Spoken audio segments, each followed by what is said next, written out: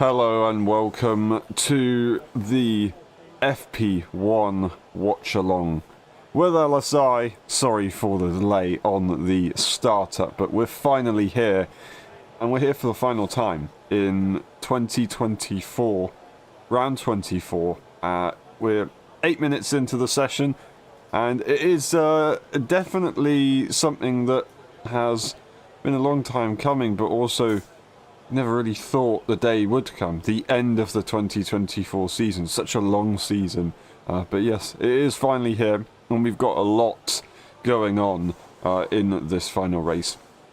But focusing on the FP1 session, and a lot going on still, but with a slightly different twist, is that we've got a lot of different drivers in the mix here today. We have Isaac Hadjar in the Red Bull. We have Luke Browning in the Williams making their debut appearance in an FP1 session. We've got Arthur Leclerc in the other Ferrari replacing Carlos Sainz. We get for the first time ever two brothers racing in the same team in Formula One with, of course, Arthur Leclerc running the LEL label right there in P11 at the moment at the back of the pack, but obviously, they're not necessarily used to the car compared to his brothers, so we're going to expect Charles Leclerc to be pretty high up there.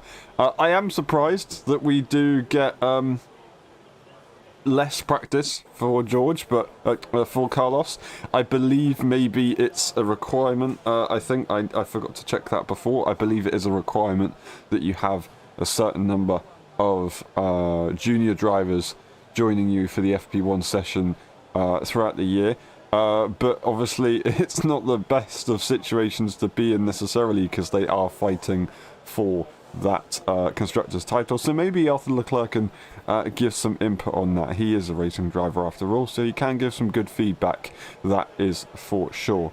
Looking at the other junior drivers, we have I can't even pronounce it. We've got Awasa. There we go. We've got Awasa back in the RB, so it's good to see them racing in Super Formula, not in F2 this season. Definitely one to really, well, someone who we would have expected to possibly be in Formula 1. They did very, very well last season in F2, but it just doesn't look like it's really coming too much. We do have another Japanese driver on the grid. Age 30, we've got Hiro. I've already forgotten their second name. We've got Hiro, and they are the 2022 Le Mans WEC winner with Brendan Hartley and Sebastian Buemi. So they are a very, very good driver, and they're getting their first outing in a 2024 car. They have previously tested the McLaren, the 2021 spec, but not quite in the new modern era. So this is their first time in this kind of car. It is good to see them for sure. And I'm sure they're going to try and set the fastest lap as possible. But they also need, as do Ferrari, to see their rookie driver set some good laps to get some good data. They also need to do that for the McLaren side, because they're in exactly the same position regarding fighting for the championship, of course. So we'll see how it goes.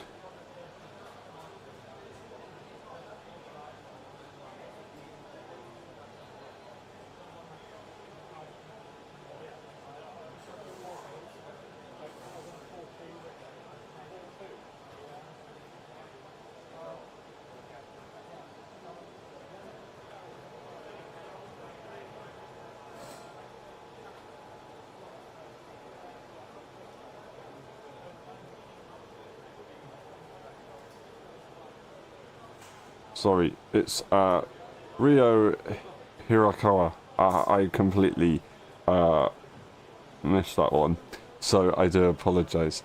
Rio Hirakawa, good to see them in for the first time ever, but I hope we can see them again. We do get two Japanese drivers on the grid here, despite Yuki Tsunoda not currently competing in this session, which is great to see. Would they be able to get some good results in this session? I don't know, but I'm sure they'll be giving it a shot. I believe Oasa has set or has joined a few FP1 sessions in the past, so I think they have some experience in that car or the modern era of cars. I may be completely wrong. And of course, finally, although not a rookie driver, well, they are a rookie driver, but although not just coming in for the FP1 session, but also doing FP2, FP3, qualifying and the race, is Jack Doohan for Alpine. They have replaced Esteban Ocon for the final race of the season, and they will get a head start as they go into their first full season next time around in 2025. Ocon will be racing for Haas, of course, but this weekend they won't be racing at all. Hulkenberg and Magnussen do take those seats.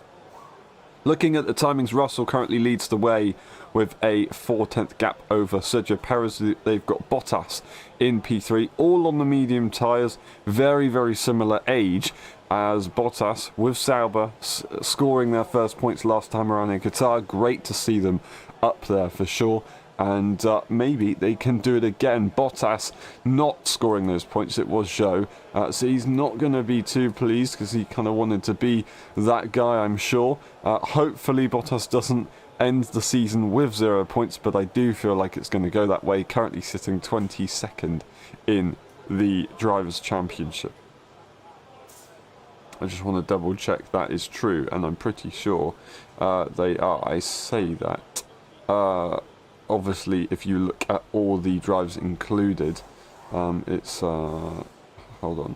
I am gonna double check that. Yeah, no, 22nd in the Drivers' Championship, only ahead of Logan Sargent, who is 23rd in the Drivers' Championship. Ahead of Valtteri Bottas is Liam Lawson with 4 points, and Zhou Guanyu, who has now beaten Liam Lawson to that 20th spot, with Franco Colapinto 1 point ahead with 5. Oliver Behrman 2 points ahead of Colapinto with 7 points. So Valtteri Bottas is going to need to score 5 points if they want to try and be able to get to that 20th position spot.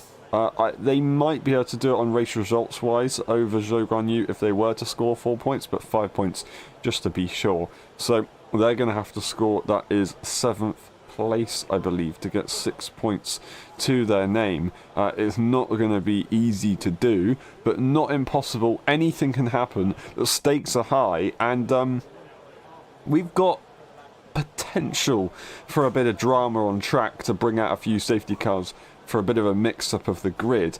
And what I mean by that, it's going to be very controversial if something does happen, but we have well, first of all, many drivers in their final races are possibly forever. We've got many drivers in their final races for their teams. They're going to be going full send. That's Lewis Hamilton, of course, with Mercedes, Carlos Sainz in Ferrari. We've got championships at stake, so everything is going to be full risk reward kind of vibes right there. But then we also do have George Russell and Max Verstappen, a conversation point that has been kind of there in the background a little bit in the past, but now after Qatar it is definitely right at that boiling point, and it is looking very, very interesting, that is for sure.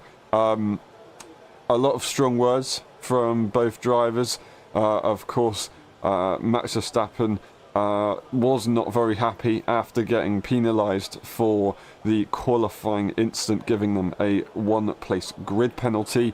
That then led to George Russell taking that pole position.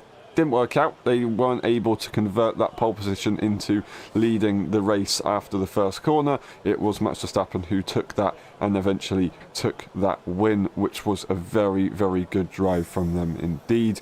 Not really any faults at all.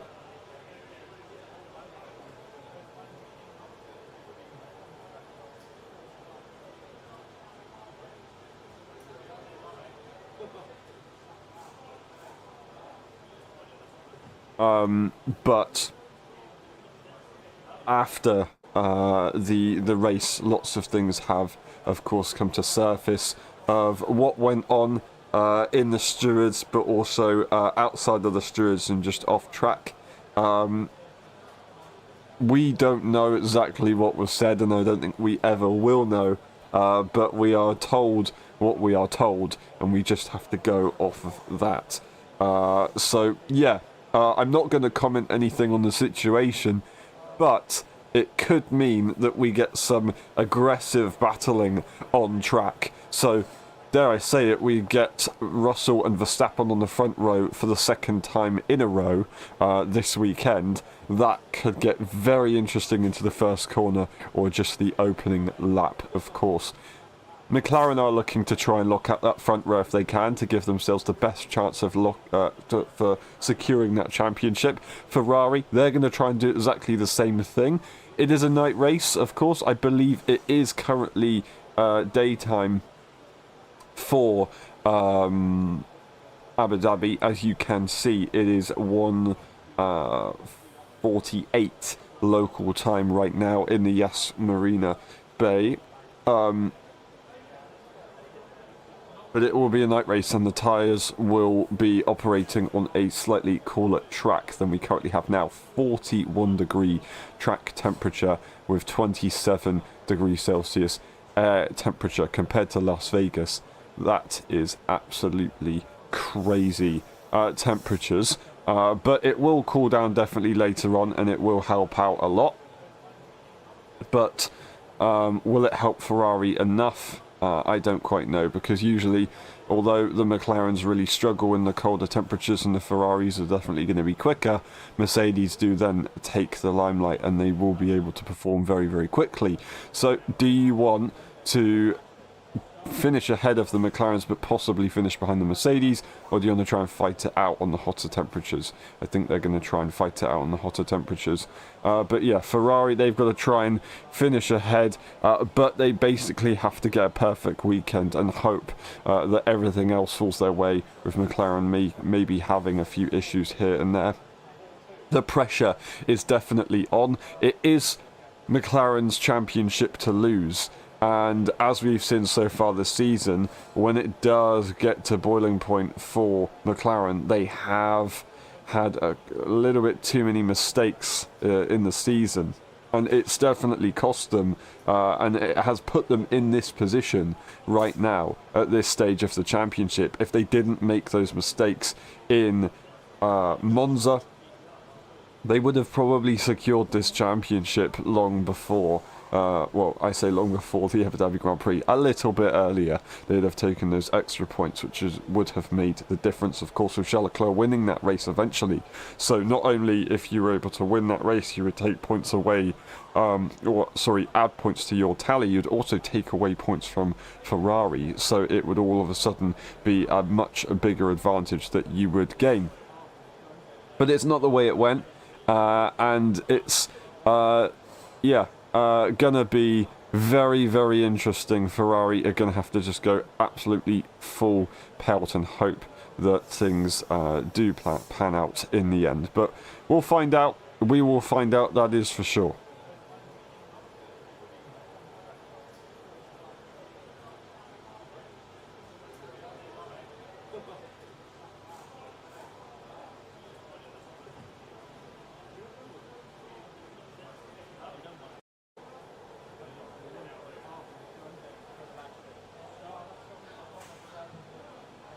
Currently, we do have, with 39 minutes on the clock remaining, George Russell currently topping the times. We've got Lando Norris, who is just under a tenth and a half away from them. And then we got 4 tenths behind is Lewis Hamilton, who is completing their final FP1 session for the Mercedes team, which is a milestone in their career, but also a historic moment in Formula One, after being with the Mercedes program, I think from the 90s, is now going to be leaving a Mercedes powered team to compete for the Ferrari powered team, the Ferrari factory team.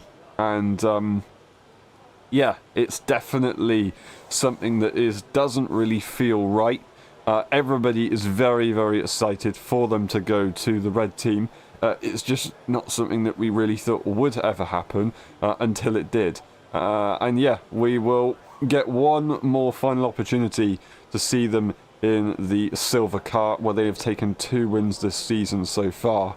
And I say so far, anything could happen here in Abu Dhabi. But they will head off to the Ferrari team, who are looking very strong, of course, fighting for that Constructors' Championship. Would they be able to do that next year? I would argue yes. I would argue maybe they have a better chance of doing it than McLaren if they are able to kind of go into the next season with the current order. Would they be able to get a better start to the season? I think they could do it. But, yeah, would Lewis Hamilton be able to outperform Charles Leclerc, who is in a team that he is used to, and of course is pretty young still, and raring to go. So it's not going to be easy for Lewis Hamilton. I think everybody does expect Charles Leclerc to outperform Lewis Hamilton on track. But yeah, we'll see. Time will tell on that one. I do notice that currently Charles Leclerc is in the pit lane, but I also don't actually see their icon on the mini-map. So unless they're hidden by someone else, I don't know if we can actually see Charles Leclerc on the mini-map right now. They haven't done a lap time so far at all. So yeah, that's a interesting one, and hopefully we do get a bit of information. I'm wondering if maybe Charles Leclerc does have an issue with the car that could be possible.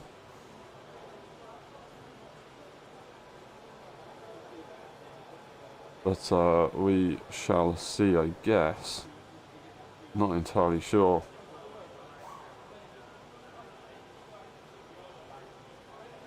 We have got an incident between Lewis Hamilton and Lando Norris on impeding. It will be investigated after the session, as you can see on the top of the race director section. Isaac Hadjar's lap time has been reinstated to 2 minutes and 9 seconds. I'm sure he wasn't really too worried about that lap time actually being disallowed. There's no one's lap time no one's setting a quick lap time has actually gone on to that 2-minute threshold, but the last laps of a few drivers definitely have. We've just had Arthur Leclerc improve quite a decent amount, and they are nice and close to the back of Hadjar. They are on the softer compounder tyre with 8 laps currently. I say 8 laps, I think it's maybe not updated. It says it's a scrub tyre, but we'll see if that updates or if it does stay the same at the moment. But 2.7 seconds away from the current fastest time. That is now Lewis Hamilton, who has gone marginally faster than his teammate before going into the pit lane. Someone that I did forget to mention for the FP1 drivers, it was Felipe Drugovich, who returns once again for FP1, getting some more time in that car. Would they find themselves for an opportunity at Aston Martin in the future? Everybody was excited for Gabriel Bortoleto joining as the first Brazilian driver to compete in Formula 1 next season, since that would have been Felipe Massa in 2017, and everybody is very, very excited to see that nation back in the sport. But Felipe was kind of there ready to go. They did win the championship in 2022, I do believe, if I am correct. Oh my, I think I'm right.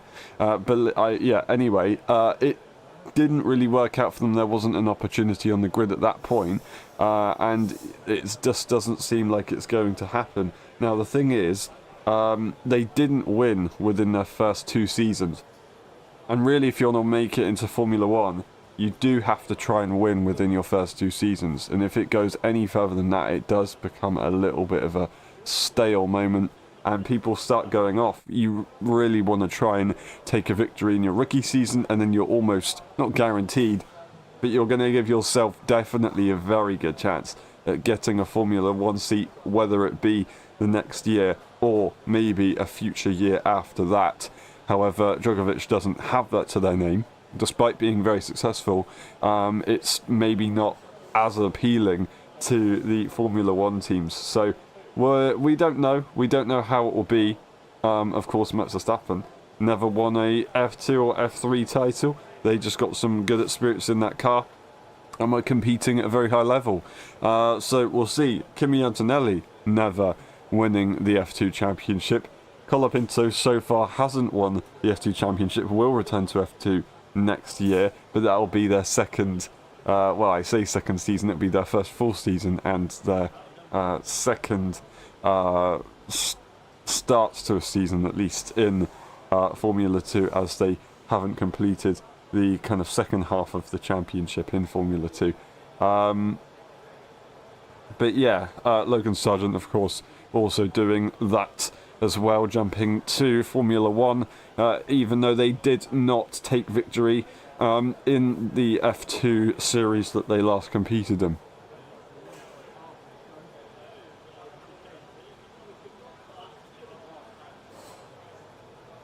Currently, we don't really see any information about Charles Leclerc,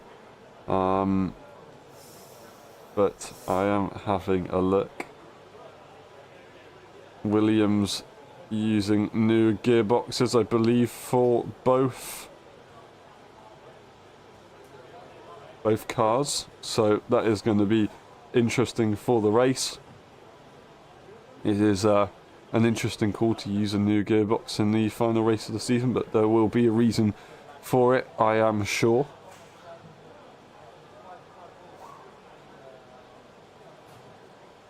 I do not believe we have any confirmation, so unfortunately I'll have to just find out that for the FP2 session whether Charles Leclerc is having issues and not able to currently come out on track for this session.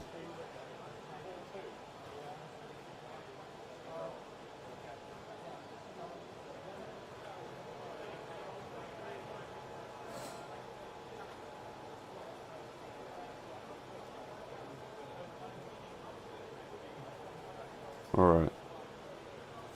I apologise for the possible stream issues right there, but hopefully we're all good to go again. Luckily it's a somewhat stationary screen, so shouldn't have too much of a problem looking at the details. Maybe the numbers on the screen are maybe a little bit small and pixelated to read. Lots of cars now out on track. We've got Russell going pretty quickly. We've got Alonso going pretty slowly. Of course, lots of people will be doing different kind of simulation runs. There was a mention, whether it was intentional or not, from Jack Doohan that he will be doing low fuel runs. I say that, maybe I was hearing it wrong, but unless I heard it wrong, I believe they're going to be doing some low fuel runs, and I'm not entirely sure if they were supposed to tell everybody that. So we'll see what Jack Doohan can do, as they're going to just try and get up to pace around the circuit. They have won here in Junior Formula, so they do know this circuit quite nicely, which is definitely going to help them out today. We've just got Isaac Hadjar going P5 on that soft tyre. That is a brilliant effort right there, just ahead of Sergio Perez. So currently doing a very nice job. Yes, they are still half a second away from Lewis Hamilton at the top of the times, but unless things will change a lot later on, as Sergio Perez does go fastest in the middle sector, so he's going to be on track to try and improve their current lap time, that would be a very, very, very good effort from Isaac Hadjar. Immediately, Perez goes and sets a P3 as they went fastest in that middle sector. However, George Russell setting a recent quicker lap time than Lewis Hamilton. That is a yellow flag. Just a momentary yellow flag as George Russell slows down for Gasly. Hopefully that wasn't an impeding moment right there for the Mercedes driver. We've got Lando Norris currently going even quicker than the middle sector of Sergio Perez, so he is looking to try and set that top spot. Confirmation that we do have Charles Leclerc on track, so good to see them finally on the track and getting some good lap times in. The McLaren of Rio is not currently out on track, and I'm just looking at their total laps completed so far in this session. It's only 5, so they are also in a similar situation, I'd assume, to Charles Leclerc, not setting many quick laps at all.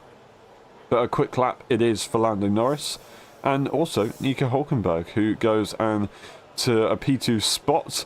Lots of drivers now, of course, plonking on those soft tyres compared to originally being on those medium tyres. That's why we're getting a big mix-up. That would explain how Isaac Hadjar was able to go ahead momentarily of his current teammate for this session.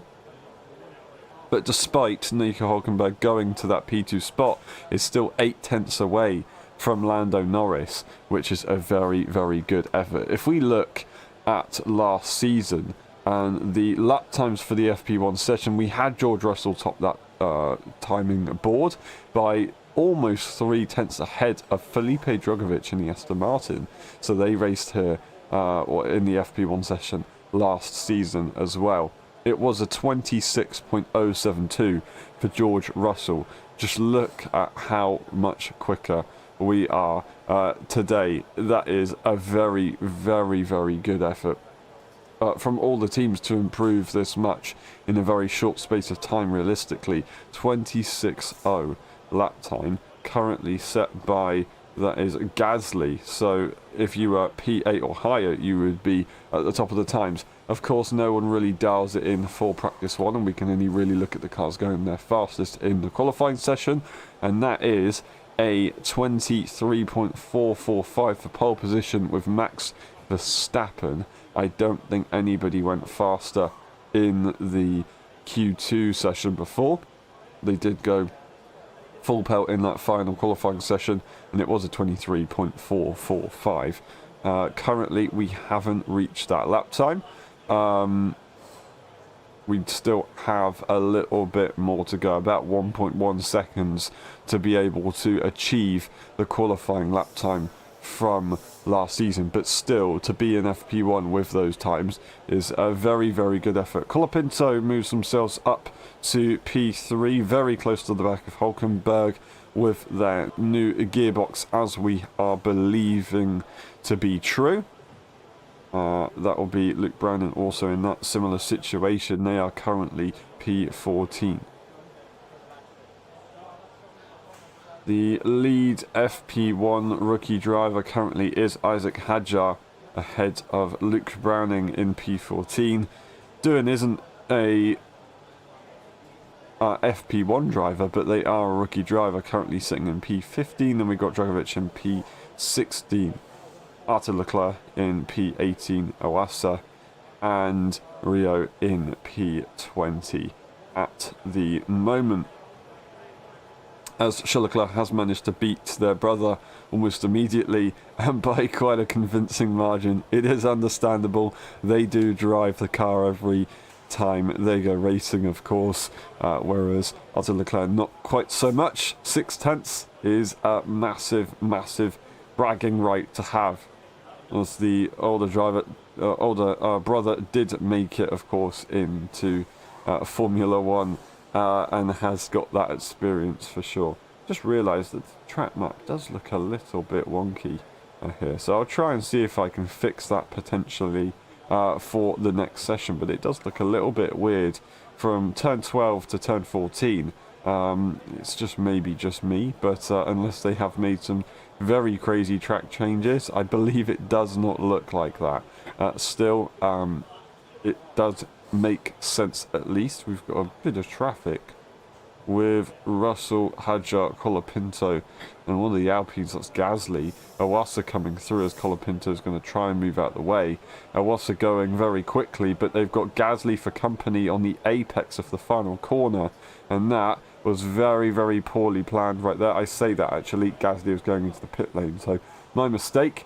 Oasa continues currently trying to set a quick lap time. I think they've actually ended their quick run right there. George Russell and Sergio Perez are going fairly quickly, however, and they're potentially going to be looking to go faster than they have done before. However, Perez, Russell not improving in that first sector. Russell 2/10 ahead of Perez in that last lap time.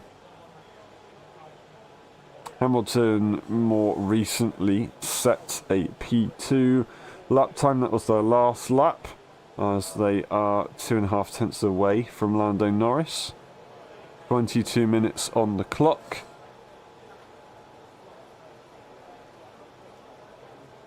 And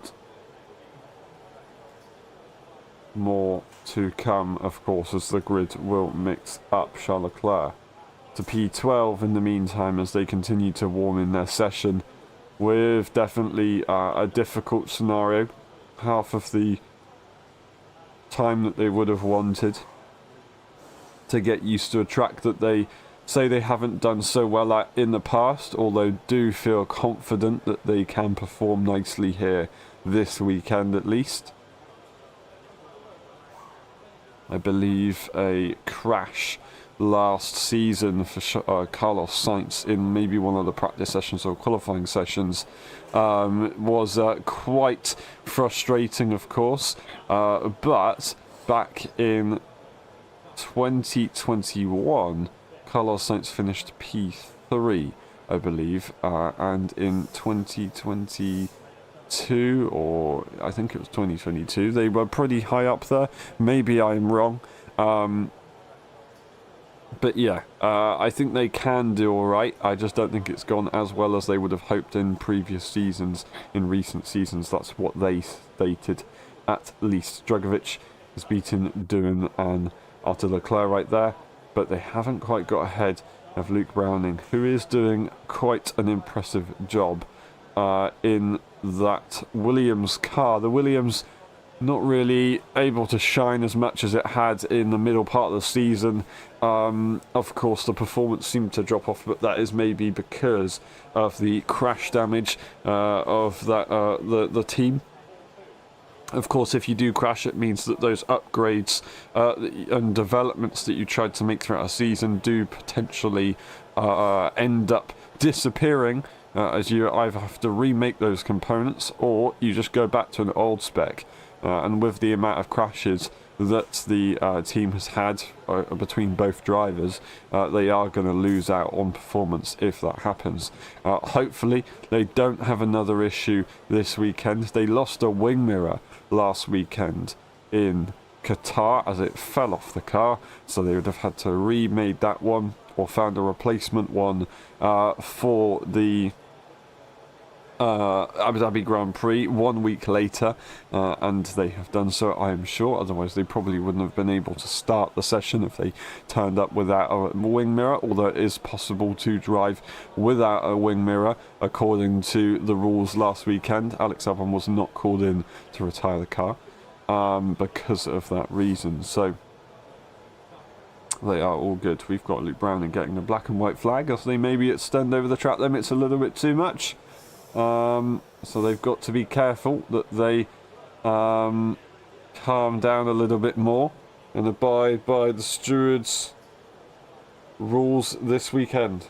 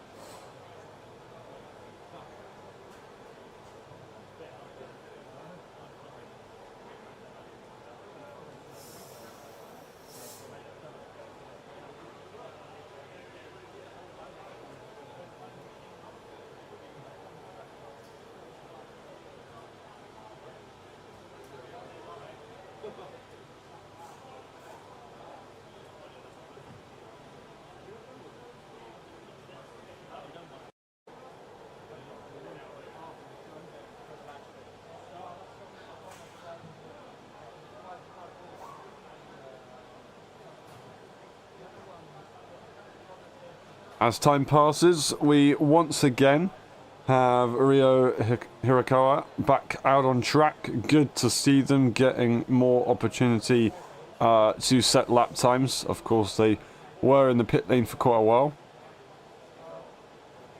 but finally find themselves back into this session, along with Charles Leclerc, of course, who gets out the pit lane as well, and has been so for a while, but I believe they are on their way back in to the pit lane, unless they are prepping one final lap as they go through the final few corners very, very slowly.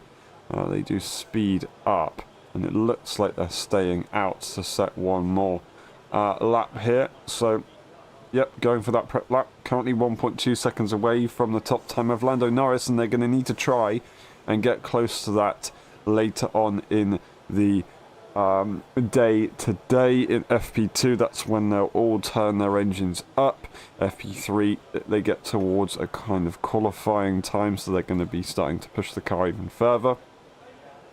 But the later session today will be the closest they will get to simulating qualifying and race runs, of course, as the track time and obviously then temperature will be closest to that of the sessions when it really does count. So we'll see what the cars can do later on tonight, and I think they'll definitely be going pretty quickly, but I think they'll still go quicker on FP3 on Saturday, just moments before the qualifying session will begin, because that's just the way it goes 95% of the time. I'm going to leave actually not 1% but 5% on the table there for possible changes, because why not? Currently 15 minutes left on the clock. The session is coming to its closing stages, and with the grid currently as it is, do I dare make predictions? I don't think so, because it is only FP1 ultimately. I'll make a prediction at the end of the FP2 session later on. I think that will be probably the best bet to try and get close to somewhat accurate results for qualifying tomorrow. And then after qualifying tomorrow, we will give the prediction for the race results, and ultimately a race result could decide a championship result. A championship battle that hasn't really been mentioned too much is Lewis Hamilton and George Russell. I believe since 2022 they have scored exactly the same amount of points in exactly the same amount of races. George Russell, I believe, have they scored 3 wins, maybe 2 wins, as Lewis Hamilton has definitely scored 2 wins, but it's 5 versus 1 pole position to George Russell. Ultimately, I think if you look at the points, that's more relative of overall performance. Of course, there's more points up for grabs compared to a number of pole positions and wins. So there's more of a margin of error, whether that be luck or actual driver performance. But overall, if you can score a massive chunk of points, then it's definitely going to be more of a representative kind of measure of who has performed better out of the 2 drivers. And they currently go into the final race in the same team, quite possibly, quite certainly for the last time ever, on equal points. I believe, if I see the details correctly, since 2022, to who is going to be the one who ends on top here. They are very close in the Drivers' Championship. I will double check that gap right now. But yeah, it's a very close one, that's for sure. And it's going to be quite important. George Russell did outscore Lewis Hamilton by a decent margin. Of course, Hamilton having issues last time around in Qatar with that puncture.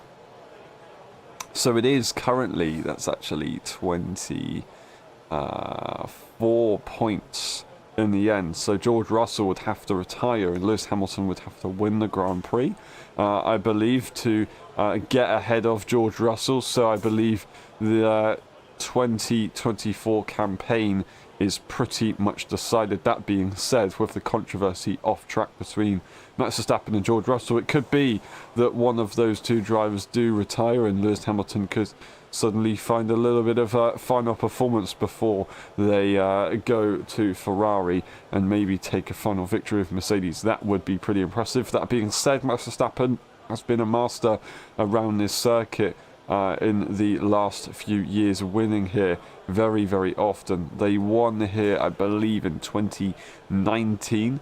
They won here in maybe it wasn't 2019. They won here in 2020. They won here in 2021. They won here in 2022 and 23. I am pretty sure off my memory.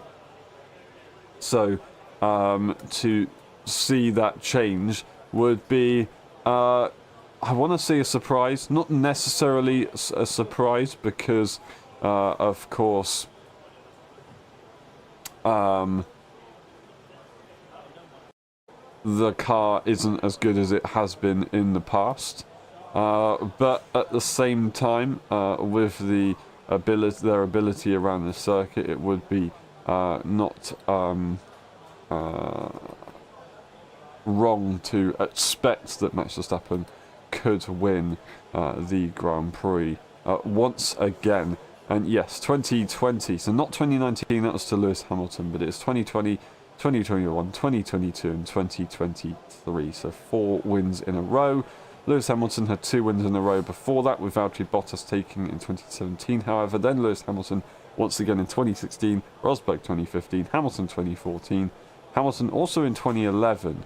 So they have had a plenty amount of wins around this circuit. That is 5 wins in total, and the most out of anyone. Vettel had 3 wins, so that's just behind Verstappen's 4. And Nico Rosberg, Valtteri Bottas having 1 win each, along with Kimi Raikkonen having a 1 win around here as well. So currently, Max Verstappen looking to try and match Lewis Hamilton's record around the circuit for the most wins.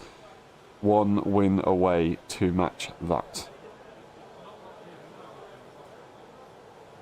Now we are into the single digits for time left on this session, as currently Lando Norris does top that time.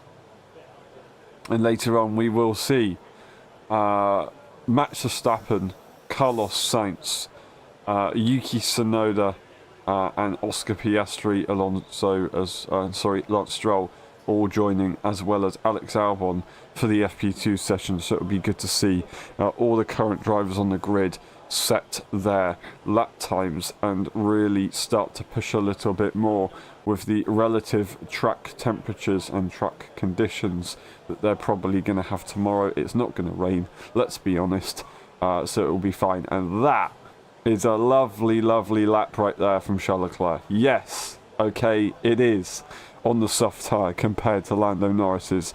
I say Lando Norris's old tyre. I believe it may have still been on the soft tyre there for Lando Norris regarding their fastest time. But that's just over 2/10 away from Lando Norris, and they've definitely put a statement in. Hello, we are Ferrari, and we do have the pace this weekend to try and compete for that P1 in the Constructors' Championship. A brilliant, brilliant lap right there towards the end of the session. Currently, we've got everyone out on track except from Jack Doohan. So it's a very, very busy circuit. We've just had Rio come into the pit lane immediately to take away any possible correctness of my statements, as it does seem to happen in Formula 1. Whenever I suggest something's going to happen, a driver does exactly the opposite of what I thought. But it's the way it goes. Now, there is a little bit of traffic in that final sector. I think they've all got away with it quite nicely. They've managed it quite nicely, as they are all kind of pushing in their own merry way. We've had immediately Rio come right back out onto track, so they just go straight for the pit lane. I believe maybe doing a pit stop here. They do get some fresh tyres on, and they will continue now for one final run. So maybe they're just going full pelt, I'm not entirely sure. Just trying to see how the soft tyres do, I guess. I believe they're the softest compound available, unless that's just in the F1 game. But it does mean that the temperatures can get pretty difficult with that compound. They will still be the fastest, however. That is Oasa to P15, 1.8 seconds away from Charles Leclerc's lap time, but 2/10 away from Zhou Guanyu, so looking to try and see if they can maybe have a go at getting ahead of that Sauber, but they do get ahead of Doohan, of Arthur Leclerc, of Browning, of Drogovic, and of Rio. So they are ahead, except from Isaac Hadjar, of all of the rookie drivers so far.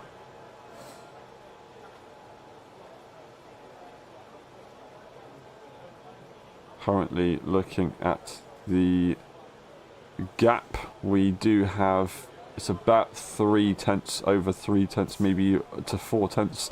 I can't count, so don't fact check me on it, but about 4/10 away is Isaac Hadjar from Sergio Perez. Hadjar doing a good job in that respect, despite having not as much experience, not only in the current car, but in Formula 1 overall.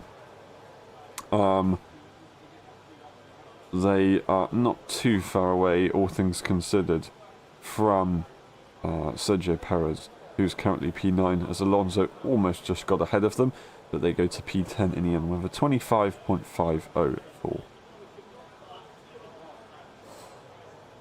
Currently, it is P1 to P15 that would be faster than the not pole time, the FP1 session, or FP1 time from last season. That is Drogovic up to P9 ahead of Fernando Alonso. We do know that Drogovic has had a fair few FP1 sessions in their time now, so they do have experience in that car. They also have experience from last season in the 23 car as well. So they are kind of one of the more expected drivers to do well in this session, and they've definitely proved that so far. They've still got a little bit more time to try and maintain that spot, as Alonso could possibly go for another lap and take that away as we come to the closing stages of this session. Looking at the qualifying, the FP1 session time for Felipe Drogovic, it was a 26.360 from last season, now a 25.471. So a massive, massive improvement in the end. A 26.0, of course, was George Russell's fastest time. Qualifying wise, it was a 23.5 for Max Verstappen. So we're not that far away. We're now only 0.8 away from that lap time.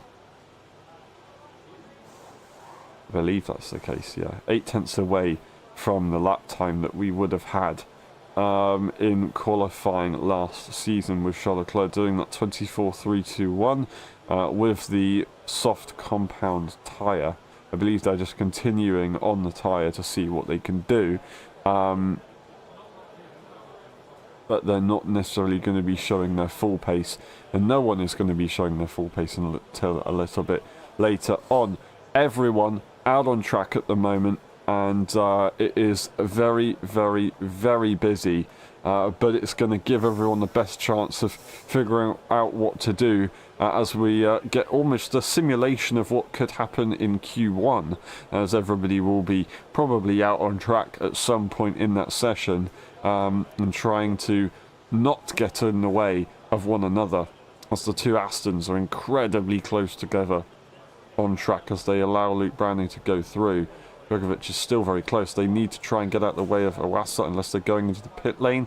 Looks like they may have gone into the pit lane, but no, they didn't. Luckily, it is Lawson into the pit lane anyway, so they aren't going to be worrying too much unless they got impeded and decided to immediately go into the pit lane anyway. We will not entirely know.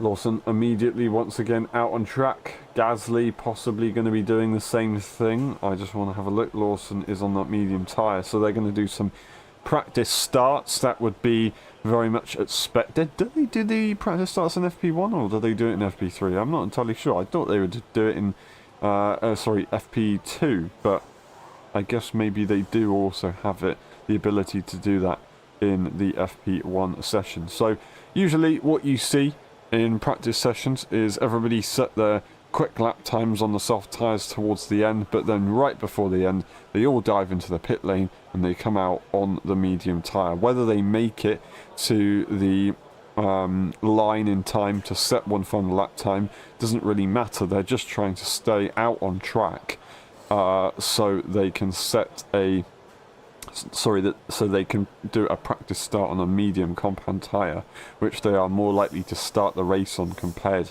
to a set of soft tyres, of course. So we'll see how that one goes. Gasly did leave the pit lane almost immediately, so they are looking to try and well, I say that they're actually on the same soft tyre, but I assume they're going to be looking to try and do a practice start at some point as well. But we'll see how that one goes, of course, later on.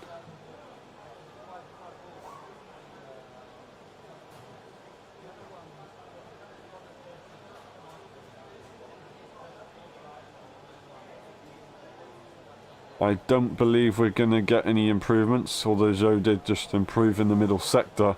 I believe this is going to be the rest of the session, as we have now got less than 1 minute on the clock here in FP1, as we will head to FP2 later on and see the more relative track conditions. As I said earlier on, coming towards 30 seconds now, people will start to cross the line and finish their session. But as I said, don't believe we're going to get any improvements. We are just going to stay as we are. Nothing's green on the table at the moment, and it will continue likely to be that way.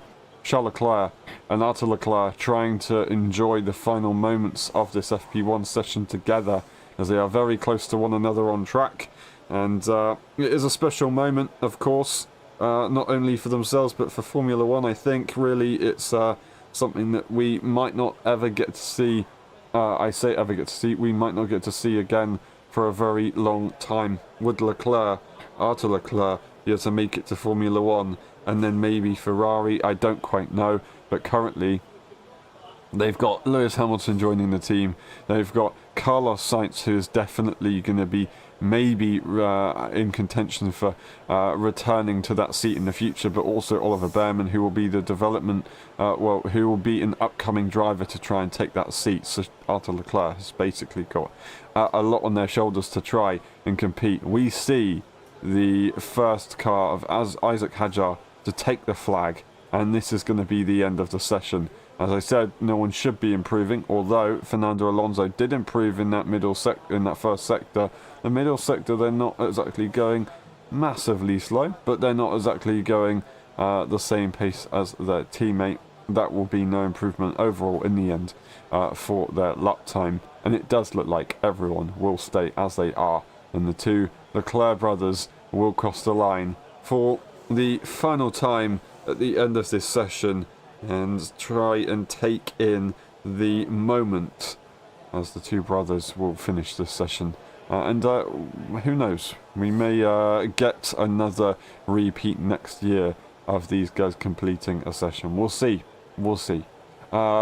But that is that done, and it is going to be Charles Leclerc topping the times in the end with Lando Norris in P2. We've got Hamilton, Russell, Gasly, Hulkenberg, Colapinto, Magnussen, Drugovich, Perez, Alonso, Lawson, Bottas, Rio, Hadjar, Zhou, Iwasa, Arthur Leclerc, Doohan, and in the end, Browning did end up at the back of the pack, who was looking strong. But they're not really going to be worrying about that too much, of course.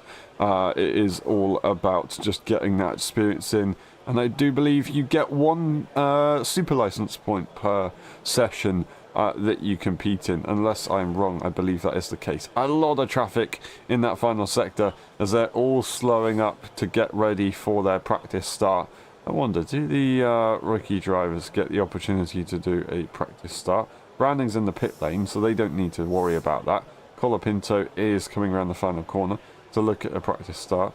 We're going to see everyone come through. The next rookie driver to come through It should be Jack Durham, but they are going to be starting the race on Sunday, so it would be maybe out of Leclerc. But if they dive straight into the pit lane, then it would suggest that they're not doing a practice start. Looking at the track map, it looks like they are going to dive into the pit lane. Maybe not. No, they are going to be able to do a practice start. So will will the McLaren. The McLaren will go into the pit lane as they end their session. They will not do a practice start. Felipe Dragovic, I believe, is looking to do a practice start as they do come around that final corner, and will be able to participate in this final little opportunity to be out on track, of course, which is good to see. That has been FP1. Thank you very much for watching. It's been a pleasure. We'll see you later on for the FP2 session. We'll also see you later on for the LSI F1 Hungarian Grand Prix. That will be awesome. Then we'll see you on Saturday for more LSI with the watch-alongs as well to come for FP3 and the qualifying. Thank you very much again. We'll see you next time. Bye-bye.